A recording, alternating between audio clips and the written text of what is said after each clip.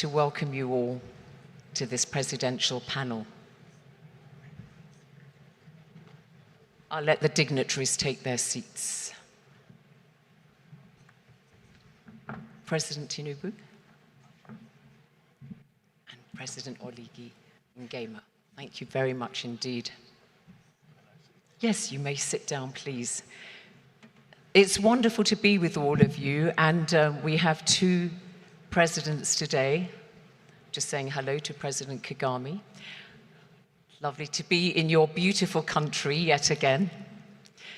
So we're going to have two languages, French and English. For those of you who want to hear French translated into English, put your, hi Louise, put your headphones on, number one, and vice versa for number two. So President Tinubu, you may wish to use that when your fellow head of state speaks in French. So you can see what the topic is.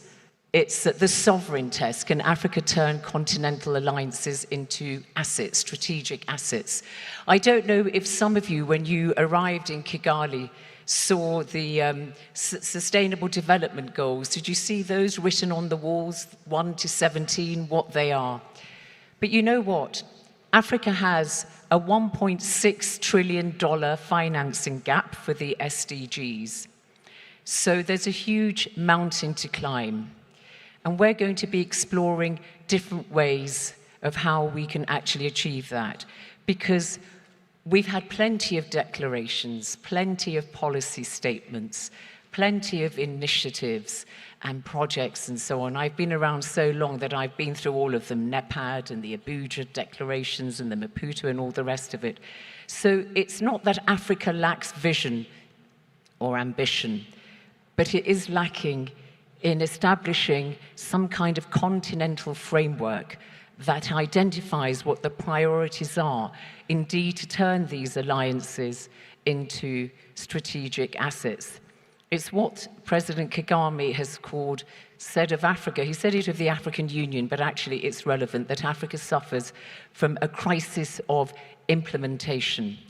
So that's what we want to discuss with our two presidents, is how can we have those cross-border investments, those cross-border regulatory frameworks, tax harmonization, cross-border payments, corporate equity, sharing corporate equity, just de-risking public-private partnerships, you know the whole thing of what we need to do to really get Africa to pull together as one. I think what the Strait of Hormuz crisis has taught all of Africa, just as indeed the COVID crisis did and crises in the past, is nobody's going to do it for Africa. No country in history has been developed by outsiders.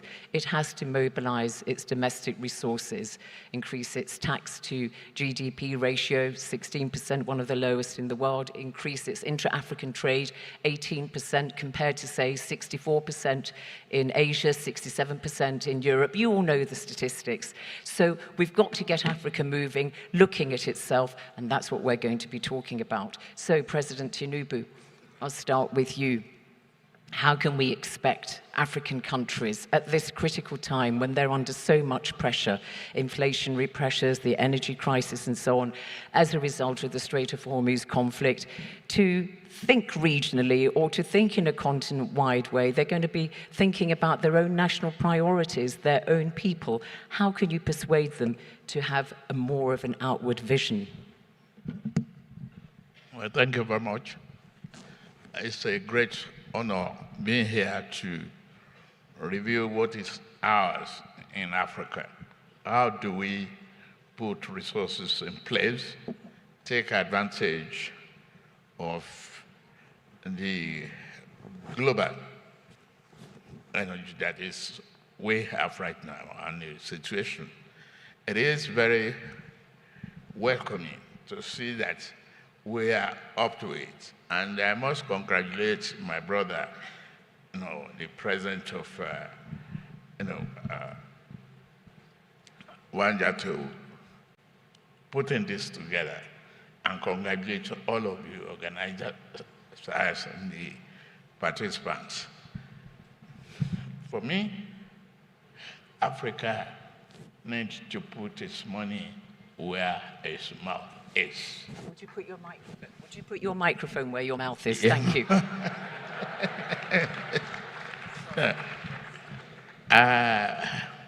We need to put our money where our mouth is and develop a relationship. Luckily, we have African trade agreement that should not be left on the drawing board, should be activated properly. Regional collaboration and effective utilization of our resources. Not working in silos, but in collaboration with one another, using what we have. To me, I believe in Africa first, because I've started Nigeria first. And all resources, today, we don't want scavengers. We don't want extractors. We want people to add value. If you're an investor, we will encourage you to add value to what we have as a nation before that is. That's it. Thank you. We'll come to Africa moving up the value chain, but I'll just come to President Oligui Nguema of Gabon, just to ask him really the same opening question, which is, in difficult circumstances where there are crises like the one generated by the conflict in the Strait of Hormuz, it's going to be difficult, isn't it, to do precisely that, get continental alliances, because governments inevitably are going to be looking at their own national concerns. So how can you shift the needle at this difficult time? Merci, Madame la journaliste, pour cette question. C'est avec beaucoup d'enthousiasme que je prends part à ce panel de haut niveau de chefs d'État. Mais avant tout propos, je voudrais exprimer ma profonde gratitude au président Paul Kagame, président de la République du Rwanda, pour l'accueil et l'hospitalité à l'occasion de cette nouvelle édition de l'Africa CEO Forum, ici, dans cette belle ville de Kigali, où l'on respire l'air d'une Afrique qui gagne, l'air d'une Afrique qui se réinvente.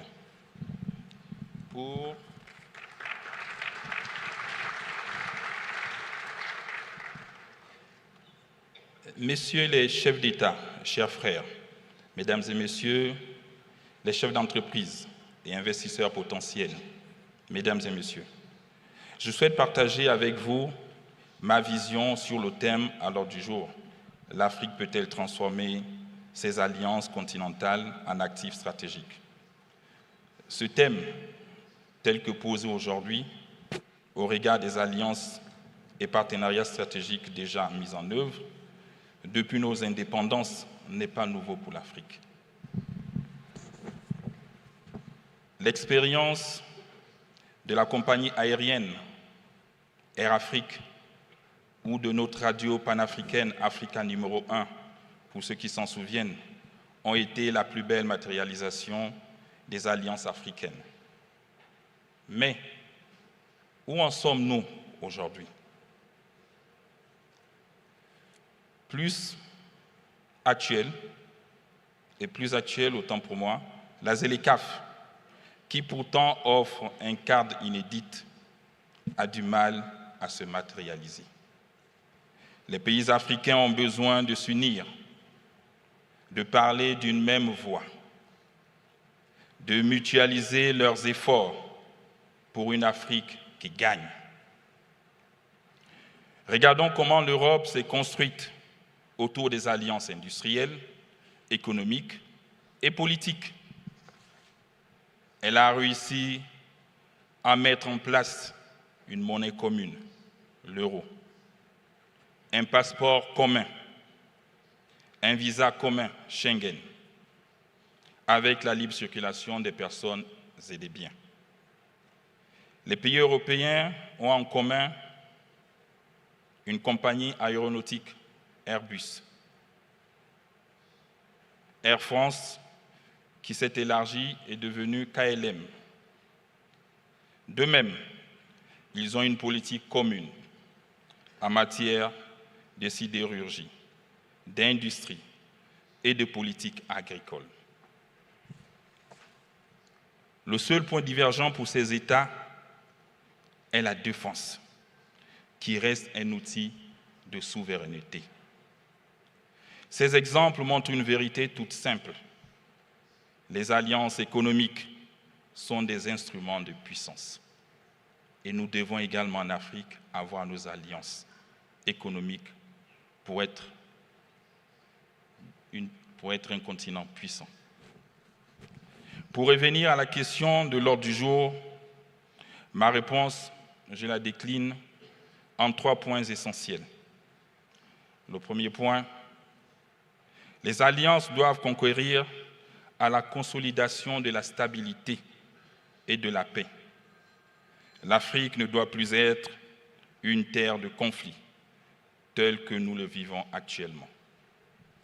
Mon deuxième point est le renforcement de la coopération sud-sud pour en faire un levier de la souveraineté économique, car l'Afrique ne sera construite que par les Africains. Il faut donc former nos champions continentaux. Nous avons déjà des entreprises nationales chez nous, telles que CNH Garment au Rwanda, qui fait dans le domaine de la fabrication du textile, SIFCA dans le domaine de l'agroalimentaire en Côte d'Ivoire, Mika Service dans le domaine du BTP au Gabon, Sarah dans le trading des produits pétroliers au Nigeria.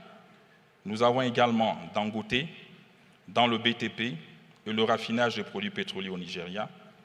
Nous avons la Sonangol en Angola dans l'extraction et le raffinage des produits pétroliers. Nous avons également Arab Contractor dans les routes, les ponts et les ports en Égypte, pour ne citer que cela. Ce sont autant de sociétés africaines qui se sont forgées d'elles-mêmes, puis accompagnées par leurs États, et qui attendent aujourd'hui que l'Afrique fasse d'elles des firmes multinationales, capables de rivaliser avec les autres. Donc nous devons nous réunir pour pouvoir tous accompagner ces sociétés, pour rivaliser avec Total et autres sociétés européennes.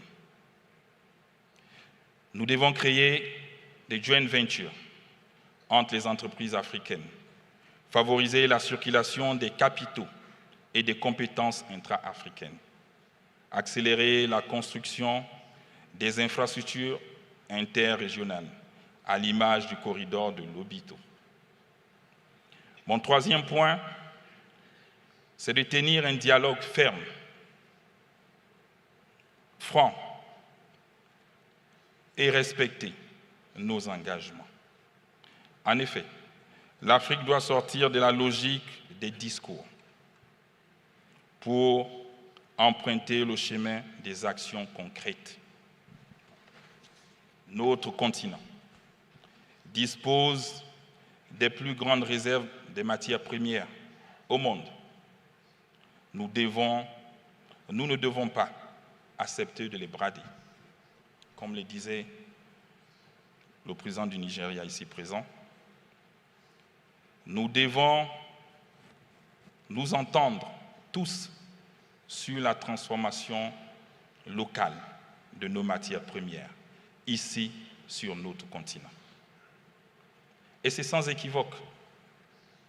C'est quelque chose que le Gabon a mis dans sa politique de développement. Et nous n'allons pas reculer, quels que soient les obstacles, devant ces pays occidentaux qui refusent de transformer ici chez nous. Thank you. So, I see you have given us a very effective blueprint there, which you had prepared, which is extremely useful. Thank you very much indeed. But I would like to come back to you as well on some of the issues that you've raised. But let me ask you, President Tinubu, so a country like Gabon, we know, is very dependent on oil exports. And Africa has always been the exporter of raw materials, crude oil, and then the importer of more expensive finished products. And you mentioned going up the value chain and how Nigeria is going from downstream to midstream to upstream and so on. But for a small country like Gabon, 2.6 million people, I mean, how you just can't go it alone there. You can't build a refinery. The Dangote one you mentioned cost $20 billion. So when we're talking about strategic assets that cross borders, is a refinery really one of the obvious ones that you would point at? Oh, definitely. Today, with the crisis around the world, particularly Iran conflict, Nigeria won't be able to survive with over 200 million people in peace without a refinery. And what a risk taker like a Dangote refinery must be encouraged by the government and power.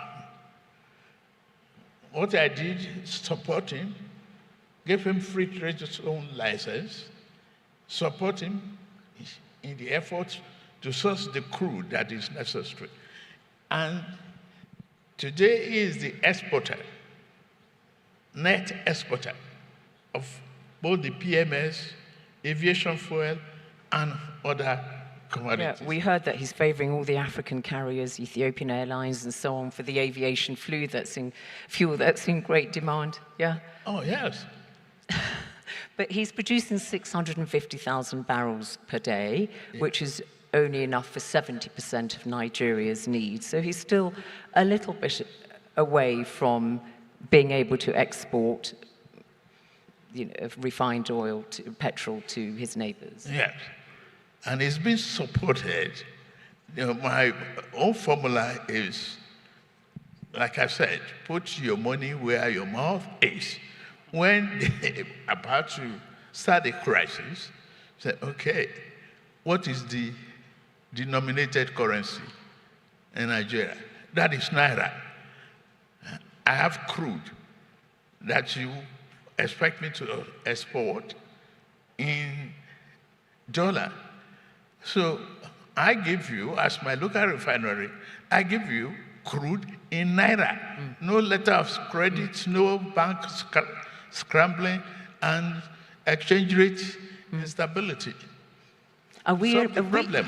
You meant, the cross-border payments, which means, African countries don't have to convert to USD and so on. So that, very good, the cross-border payments and so on. But just very quickly as an aside, I mean, I think it was you or maybe President Oligi Nguema who mentioned monetary union and how the euro has got the euro. So if Europe's got the euro, when will Africa get the afro?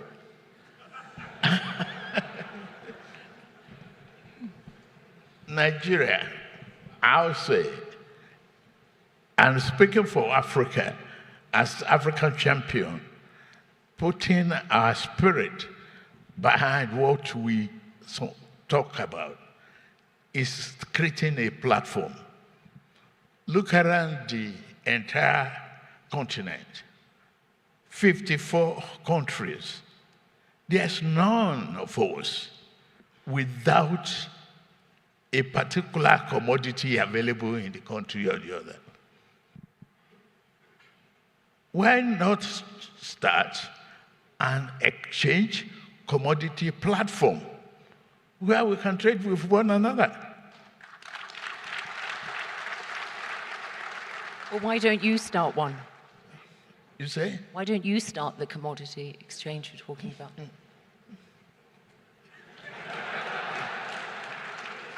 You're the most numerous country, biggest economy, or South Africa, the two of you battle it out at times, don't you? Yes. Yeah.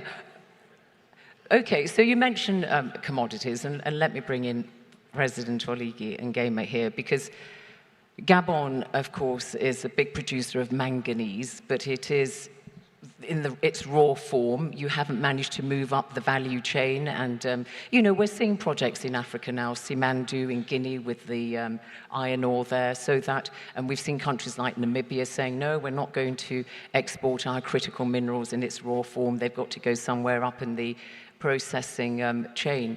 But that costs money. So how far is Gabon away from trying to realize going up the value chain with its manganese?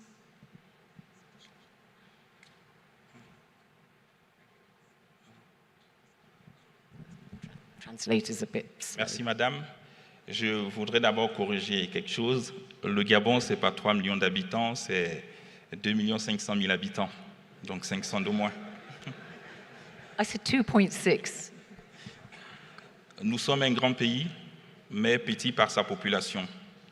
Et ce qu'il faut chez nous, c'est renforcer le capital humain, amener les jeunes à travailler. La guerre aujourd'hui en Iran, dans le détroit d'Ormuz, devait tous nous interpeller à travailler 2 fois plus. Les coûts du pétrole augmentent. Je ne suis pas de ceux qui disent le malheur des uns fait le bonheur des autres, mais je pense que c'est une situation que l'Afrique peut profiter aujourd'hui. C'est de produire tous les barils nécessaires que nous avons sur nos territoires et pour se faire le maximum d'argent afin d'investir pour les générations futures. Et je l'ai dit à mon directeur ou à mon ministre du pétrole, je veux que les productions augmentent. Et elles doivent augmenter. On doit profiter de cette situation pour pouvoir payer notre dette, ce que nous devons, et pouvoir aussi investir pour les jeunes, la construction des hôpitaux, des écoles et autres. Pour ce qui est du manganèse, nous avons le manganèse qui dispose de la meilleure teneur au monde. Et nous produisons le manganèse il y a 60 ans que nous produisons le manganèse. Jamais on ne l'a transformé chez nous. Donc c'est une matière première qui se vend ailleurs. Et jamais nous n'avons été également décideurs. Et aujourd'hui, ce que nous voulons, c'est que ce manganèse soit transformé. Nous ne voulons plus nous contenter des dividendes. Je m'excuse du terme, les dividendes, c'est une moquerie pour des gens qui exploitent chez vous et qui vous donnent un chèque des dividendes. Vous ne savez pas comment ils ont été calculés, ces dividendes.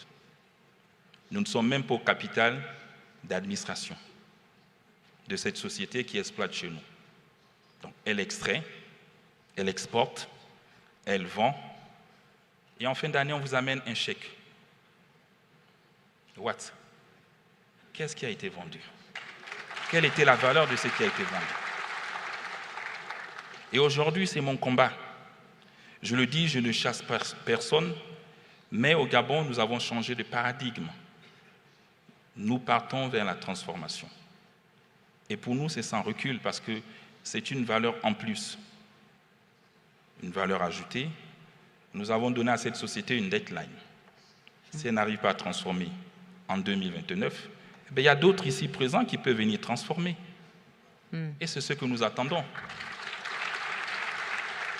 I mean, it's interesting, the point that you raised, President Oligui Nguema, because, of course, in the past, there have always been just a few partners, but now Africa, holding such a strong card in its hand, having so many of, the critical minerals that we need for our energy transition, for our digital revolution, and so on. Africa has a strong card to play, and there are more suitors, as it were. And, and we're seeing that now, aren't we? We're seeing, countries like Ghana and Niger getting the Turks to build their airport terminals and so on.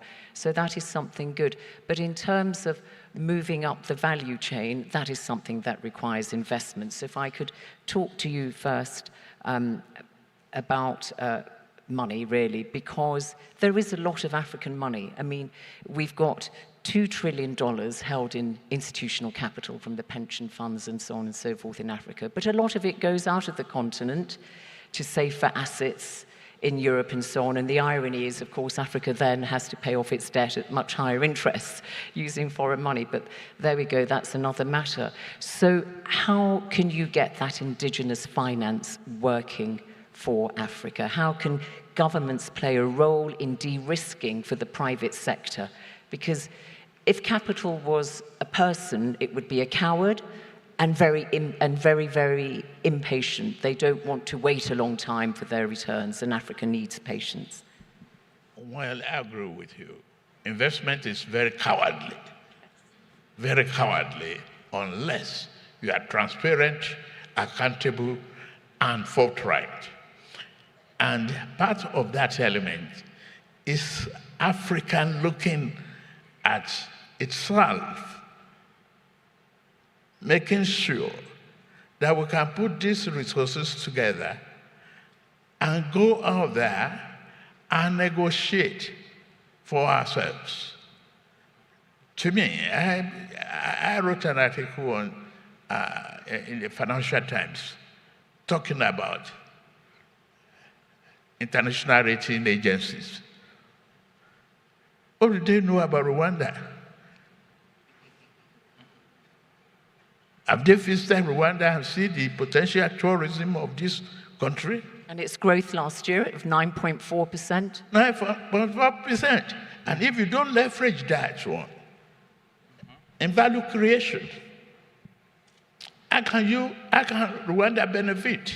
Well, why don't you get your own African credit rating agency? Because the big American three, Fitch, S&P, and Moody's, they dominate 95% of the market. We're doing that. That is why we recapitalize all our financial institutions.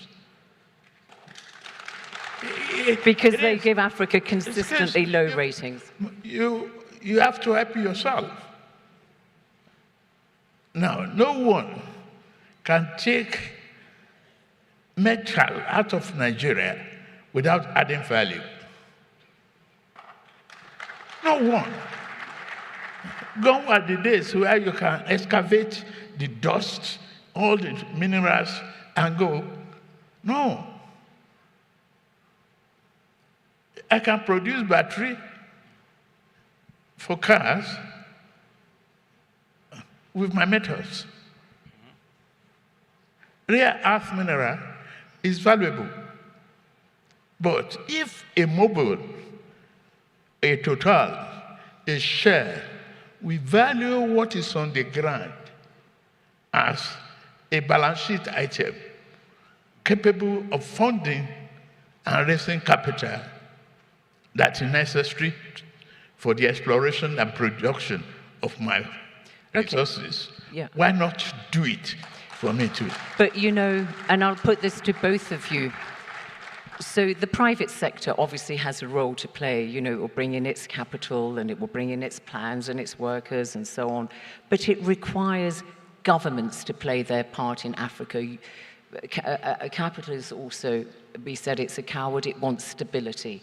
And so it's for African countries and also, you know, in a cross-border way to provide the regulatory frameworks, the strong legal frameworks that capital needs to feel secure in order to flourish. And that is the role of governments. You've got to provide that policy framework for the private sector to say, fine, we'll partner with you. You've also got to de-risk a little bit so that they come in and maybe working with those few DFIs, development finance institutions. So you have, you know, we all know the instruments of blended finance. So government has a role to play. And sometimes, sadly, they don't, do they?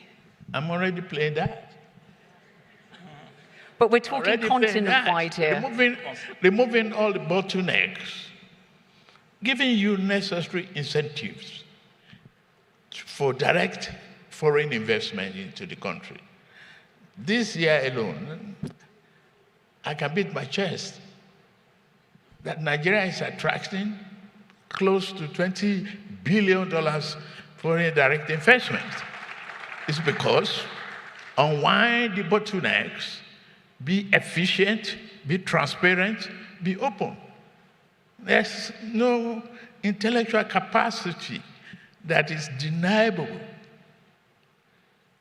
by the rest of the world. Okay. Let's see what President Oligui Nguema says. So government, you have a role to play in creating that enabling environment for the private sector to flourish so you can work together in the way Dangote did with the Nigerian government, with the refinery.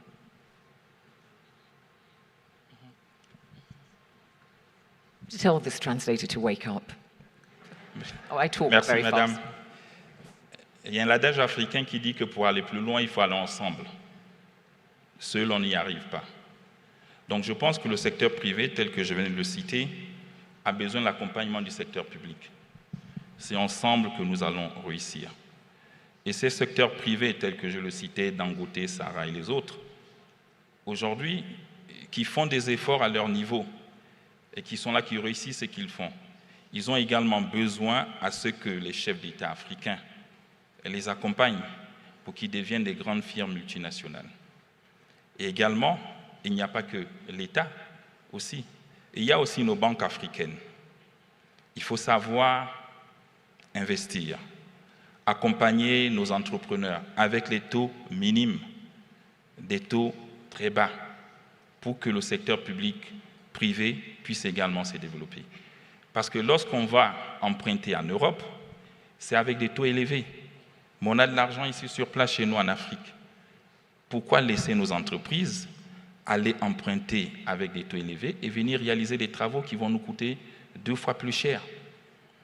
Donc nos banques ici doivent également faire des efforts pour accompagner ces entreprises. Mais toujours est-il aussi qu'il faut lutter contre la corruption. Il faut de la transparence à chaque niveau. Parce qu'avec la corruption, l'Afrique ne pourra pas changer. Et nous devons lutter ensemble pour combattre ce fléau. You need that good governance, of course, which is part of that enabling environment. But there are other things that governments can do to mobilize their domestic resources. And as I said, the tax to GDP ratio in Africa is the lowest in the world at 16%. When you were governor of Lagos, you put a lot of work into doing something there with the local taxes, didn't you? But it's still pitifully low all over Africa. But today, Lagos State is the 5th largest economy in Africa. But looking at the I mean, yeah, all right, I'll let you brag about Lagos and Nigeria, but you were chair of ECOWAS. I'm very proud of the legacy I left behind there. Okay, all right. I'm still monitoring that. You talked about beating your chest, President Tinubu. You've done plenty of that, but you were chair of ECOWAS until last year. So just looking at the region, West Africa, but also the continent as a whole, when we're talking about, mobilizing domestic resources, people don't trust governments. The informal economy is very high, so it makes it much harder to get taxation for the public purse. Tax reform will have to be written in English language, understandable, and not Japanese in English. A standard that everyone will be able to pay, not for the avoidance, but genuineness of citizenship, right commitment to pay taxes. Write it simple but not stupid. I've reformed that in Nigeria. You can pay your taxes from your telephone. You can assess yourself and you can evaluate yourself so easily from your telephone. It is. What Africa needs is to also put funding in place for research and development. This research and development will get our youths going. They are highly intellectually inquisitive. They will do it. Believe in them. Yeah, but the budget doesn't go there, does it, into science and R&D? Is it 2%, I think, of African countries' GDP should be paid? Yeah, very low indeed. But when it comes to the private sector, I just want to ask you, President Oligui Nguema, at this point that I'm discussing here with President Tinubu and your taxation regime in Gabon and so on. And as you said, it relies a lot on good governance and people trusting governments. How are you doing in Gabon?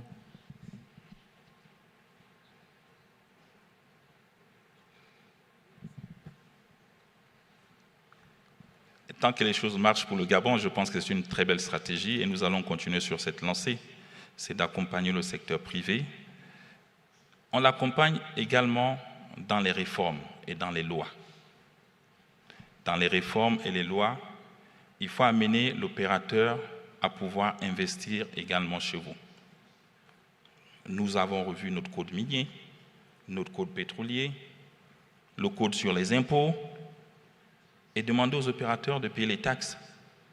Oui, nous avons aussi mis en place des exonérations pour accompagner toutes ces sociétés qui exercent chez nous.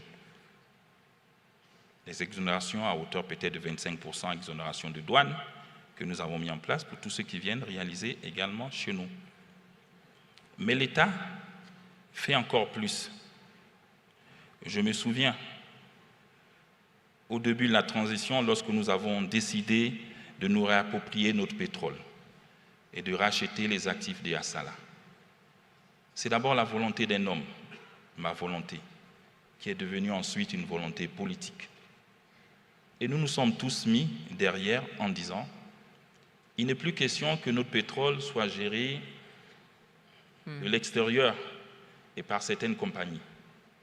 Et nous avons entendu et nous avons exercé notre droit de préemption sur ce qu'il fallait avec une société américaine pour récupérer 58% de nos actifs pétroliers.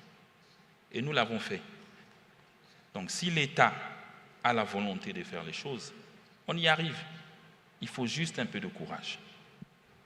Et c'est ce que nous devons avoir tous en tant que leaders. Okay, so we've talked about getting, critical minerals from mining to manufacturing, how important that is to go up the value chain. Domestic resource mobilization, you've got a job in trying to encourage domestic banks actually also to invest in Africa. But just looking at these big scalable projects that, reflect cross-border shared interest.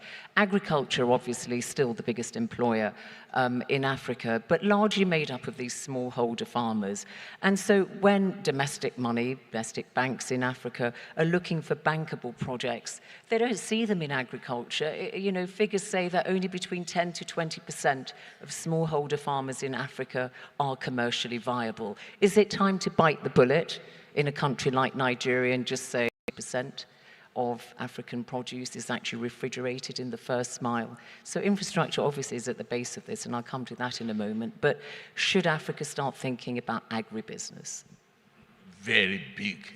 And Africa needs to do that, particularly a nation like Nigeria, with over 900,000 kilometers of arable land. Food sovereignty is crucially important for us.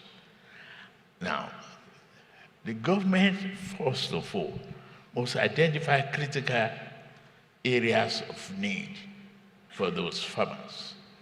Critical is infrastructure. How do you enlarge infrastructure? How do you promote agriculture? For example, Bank of Agriculture in Nigeria, scale. Then, gone were the days when agriculture is no longer sexy. Bending the back and not mechanized. Today, I have over 6,000 zones of mechanization in Nigeria. And the government must identify energy sources for preservation of those items, buy back from the farmers when the prices are very low and frustrating, and have storage silos, and when the market is better, help the farmers. It's not possible for the farmers to be on subsistence farming alone and think it will be profitable. Highly yield seeding must be provided to those farmers. Now, let me give you an example. In Nigeria, the Sokoto-Badagry road that I embark upon is 1,000 kilometers of road that is going to link Benin Republic and all the way to Ghana by the time we finish. When I am back on the road, I call Boa, call Dangote, you are cement producers. I'm not going to import bitumen. I'm going to use the concrete road that will last about 500 years, if it is possible. Hold it up higher. And that's what I did. When you see this road today, they are all concrete. I didn't have to import bitumen. Yeah. Of course, the big cement kings. So, okay, you're talking about infrastructure, and we are seeing also cross-border infrastructure projects like the ZTK and also the Lobito corridor, which I think one of you mentioned, linking Lobito in Angola with the DRC and Zambia. But let me ask you, Mr. President, in terms of infrastructure, Africa's got a long way to go, not only just the physical infrastructure, but also digital infrastructure. The digital revolution is very important in Africa. We have a huge deficit of about 100 billion a year in building infrastructure. So what would you like to see within the confines of this conversation we're having about cross-border strategic assets in infrastructure, apart from the refineries which we've talked about?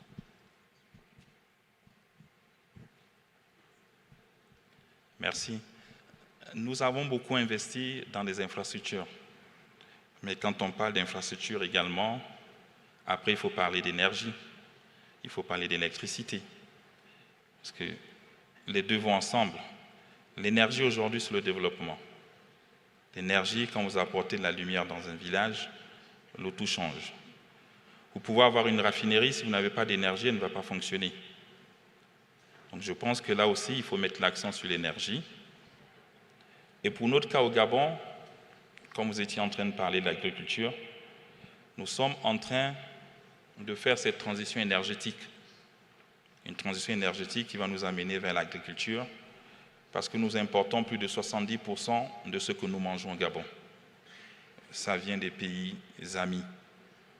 Et aujourd'hui, nous sommes en train de mettre en place une politique pour la réservation des terres.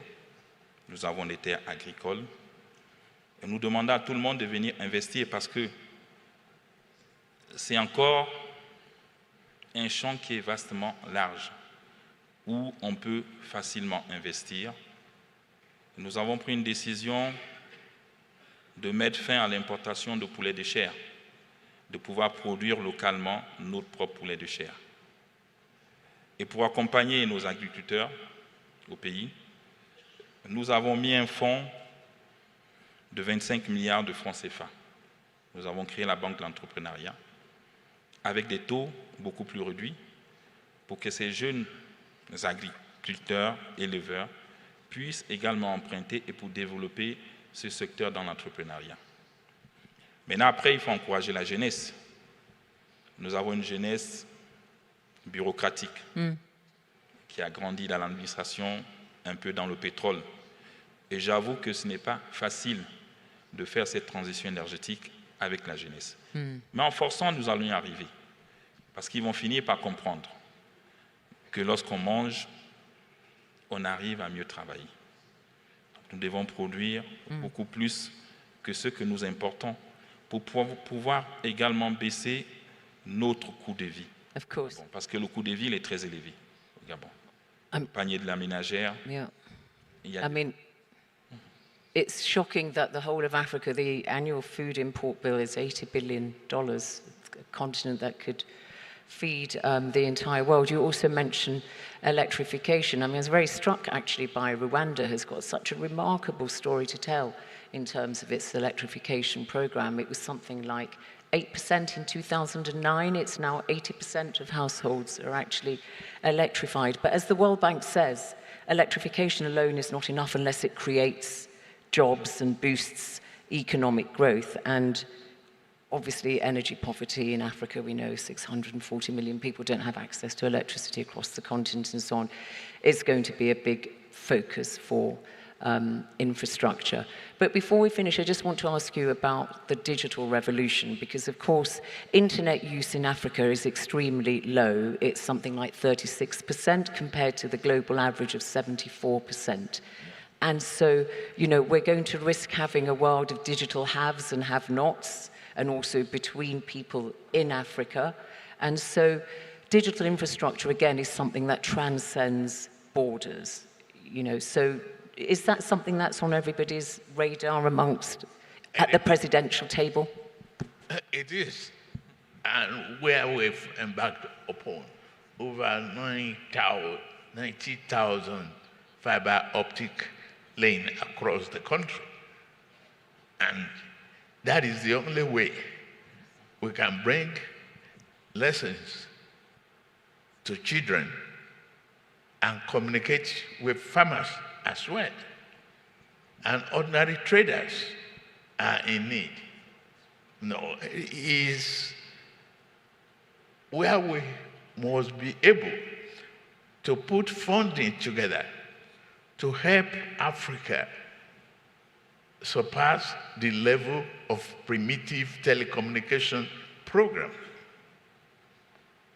And bring in AI and all the rest of it. And, oh, yes. Yeah, and e-commerce. We need to leapfrog. But to leapfrog, it's not just like the mobile phone technology for the AI revolution. You need a skilled labor force, you need the digital infrastructure, the data processing and storage and data collecting and all the rest of it. And Rwanda, I think, is positioning itself as a sort of African superpower in that regard. That is what our institutional, financial houses are for. No, guaranteed investment. These are investment that's, have high yield of returns. So they should be able to do that. And a government like ours is ready to de-risk an investor, bold enough to do that. It's not luxury, but a necessity for us to be in a 21st century class of communication. Okay. So just really, I mean, it would be remiss of me not to mention the Africa Continental Free Trade Area, which sort of came into being in earnest in 2021. And it very much embodies the kind of Pan-African spirit and, domestic resource mobilization, looking at yourselves and the continent in order to prosper. But we are starting from a very low base, 18%. Of intra-African trade in Africa is intra-African. Are you optimistic? I am. You are? Very optimistic. We have a very dynamic, youthful population, restless and not ready to take excuses. I'm a politician. If I don't get them ready for that, they will vote me out. I was talking to one of the delegates here, Ebenezer Asante from MTN, and he said to me, if you get the chance to ask the president, say to them, listen, politics always gets in the way of integration, is what he said. He's right. He's right. Yeah. But you're the politician. You can do something about that and use your influence across the continent. Okay. A politician is a critical member of your society. He must listen to you, respond to you, and answer to the public, can be accountable. President Oligui Nguema, just this issue of, Pan-African and its Pan-Africanism, we hope it's a light sleeper, because it's been around a long time, and, we've seen the kind of national sort of resource nationalism is what I want to say on a national level, which kind of works against that sometimes. But do you think the Pan-African spirit evoked by things like the free trade area means that it's the zeitgeist now, it's the direction of travel?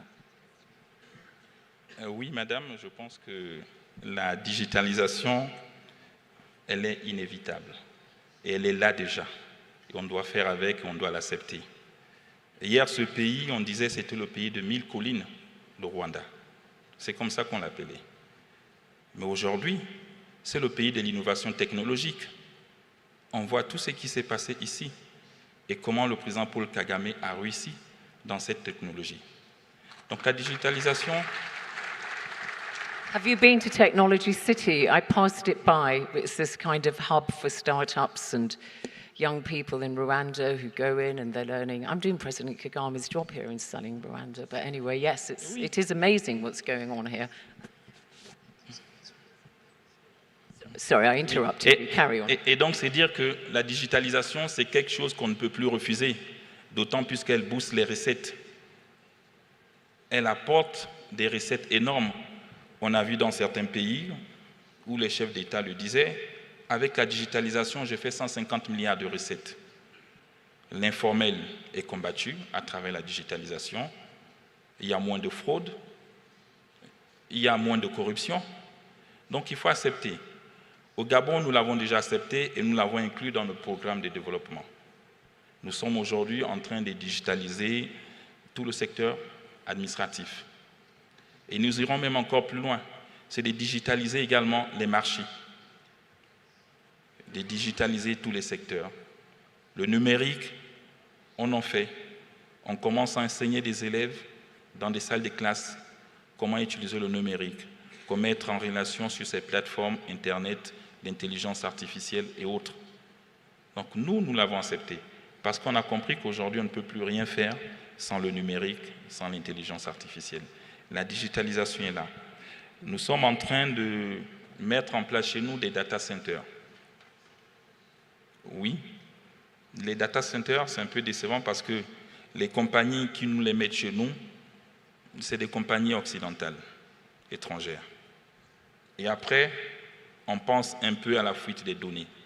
Donc il faut que notre jeunesse soit également formée pour pouvoir prendre le relais, la relève, et de contrôler ces data centers qui sont en train d'être mis chez nous. Sinon après, c'est notre économie qui s'en va et qui sera contrôlée par les autres.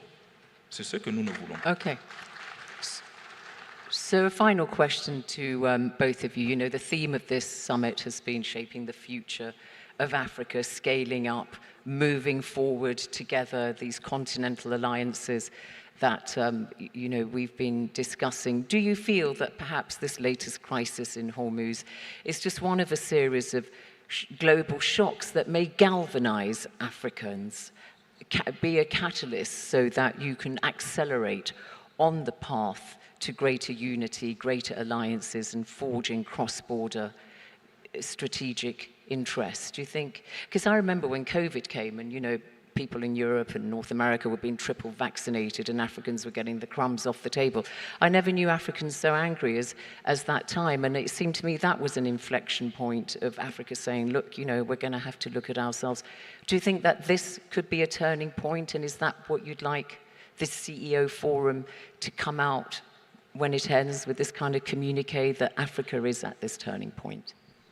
President Oligi Nguema. Moi, je pense que oui, on peut y arriver.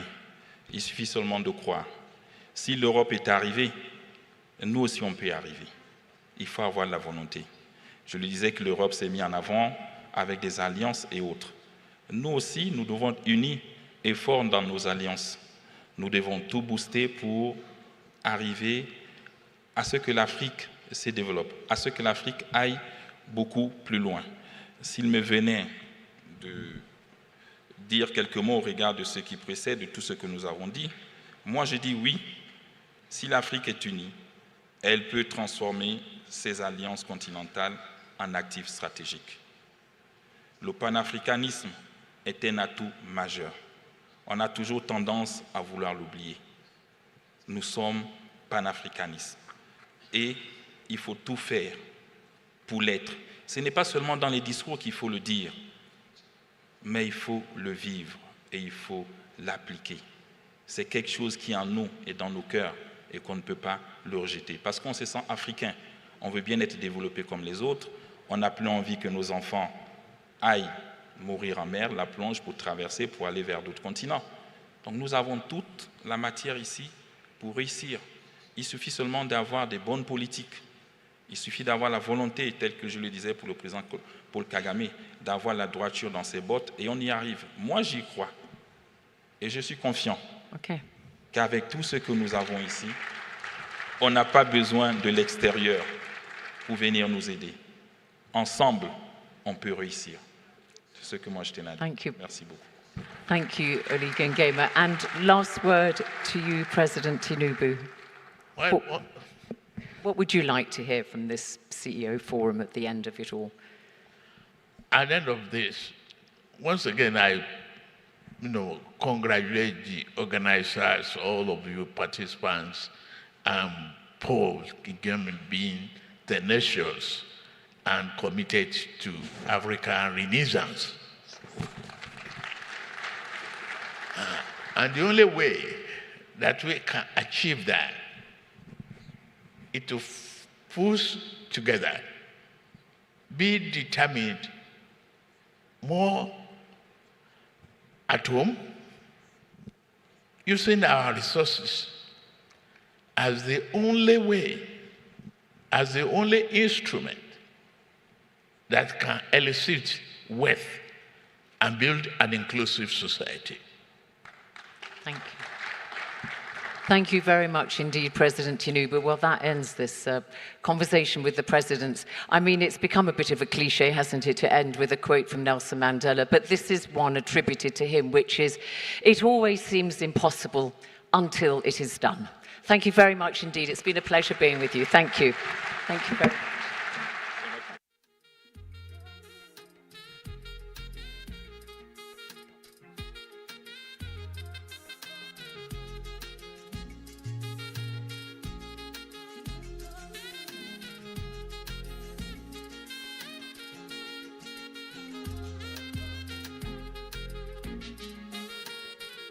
And I suppose, could I invite Makhtar Diop and Amir from the organisers to come and take a photograph with our two presidents and, of course, His Excellency President Kagame.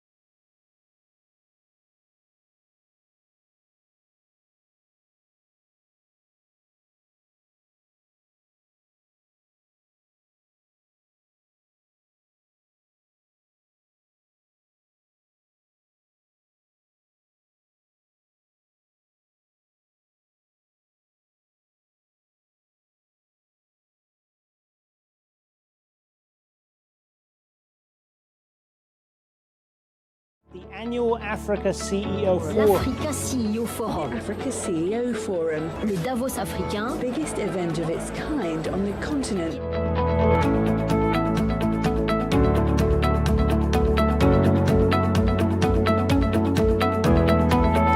The best partner for us is the one that accepts to have a deal that is a win-win. Si nous arrivons à faire du beurre